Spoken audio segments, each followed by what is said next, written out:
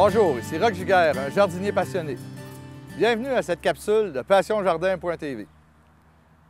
Ça fait plusieurs fois que je parle de paillis.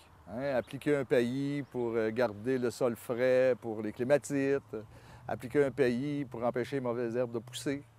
Alors aujourd'hui, on va en parler plus spécifiquement. On va voir tout ce qu'on peut utiliser comme paillis et de façon plus précise, pourquoi on applique un paillis. On peut utiliser deux sortes de paillis. Un paillis qu'on dit inorganique. Alors, on a ici des roches blanches qu'on peut appliquer sur le sol comme élément décoratif et aussi pour bloquer les mauvaises herbes ou garder l'humidité du sol, comme on a dit précédemment. Le désavantage, c'est que ça ne se biodégrade pas, donc ça ne produit pas de compost. Contrairement aux paillis organiques qui, eux, lorsqu'on les applique, vont à la fois, après 1 an ou 2 ans, composter. Donc, non seulement protéger le sol, mais aussi le nourrir. Alors, on en trouve plusieurs sur le marché. J'en ai quelques-uns ici que je vais vous montrer. Alors, on a le foin, finalement, le gazon qu'on peut appliquer vert sur notre plate-bande. D'ailleurs, paillis vient de paille. C'était à l'origine avec la paille qu'on faisait les paillis. Ici, on peut en appliquer environ à peu près 3 pouces, 7,5 cm d'épaisseur. On a aussi les cônes. Ici, j'ai pris des cônes d'épinette, des petits cônes, alors qu'on peut appliquer sur le sol comme élément décoratif. C'est un petit peu plus décoratif que le gazon et ça fait très champêtre.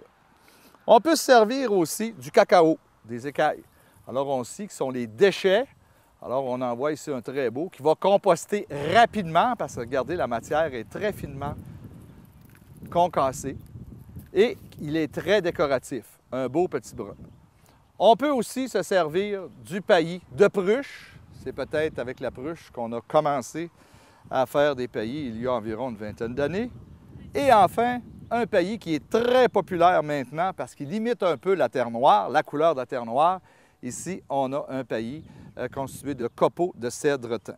Enfin, on a des gros copeaux très bruts qu'on peut mettre en dessous des épinettes. Alors, ce n'est pas fait pour mettre dans une plate-bande spécifiquement, mais lorsqu'on a une grosse épinette et qu'on veut la couvrir et que ça ne paraît pas trop, c'est plaisant d'utiliser ces gros copeaux-là.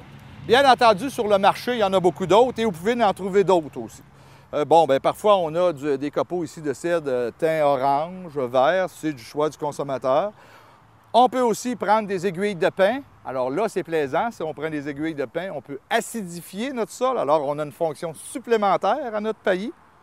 Alors, vous voyez, beaucoup de choses peuvent servir pour pailler le sol. Une chose que j'aime bien lorsque j'applique le paillis, alors on va retirer ici le paillis existant pour aider à lutter contre les mauvaises herbes. Alors, je mets environ 8 épaisseurs de papier journal que je dépose ici, comme ça, sur le sol. Et là, et bien entendu, je vais superposer les autres de façon à ce qu'il n'y ait pas d'interstice. Et vous comprenez que les mauvaises herbes vont avoir de la difficulté à pousser. Par contre, le papier journal est biodégradable. Alors, en plus, ça va faire du compost. Et ne vous en faites pas pour l'encre. L'encre ne contient plus de produits toxiques. Alors, il est tout à fait environnemental. Alors, vous voyez, je remets mon paillis. Alors, juste pour vous montrer comment ça peut être esthétique. Ça. Alors, bien entendu, pour 2 ou 3 ans, vous retirez votre paillis, vous mettez votre fertilisant et vous le remettez. Alors, vous voyez, beaucoup de petites choses simples peuvent nous simplifier la vie. C'était Roch Giguère qui vous souhaite bon jardinage.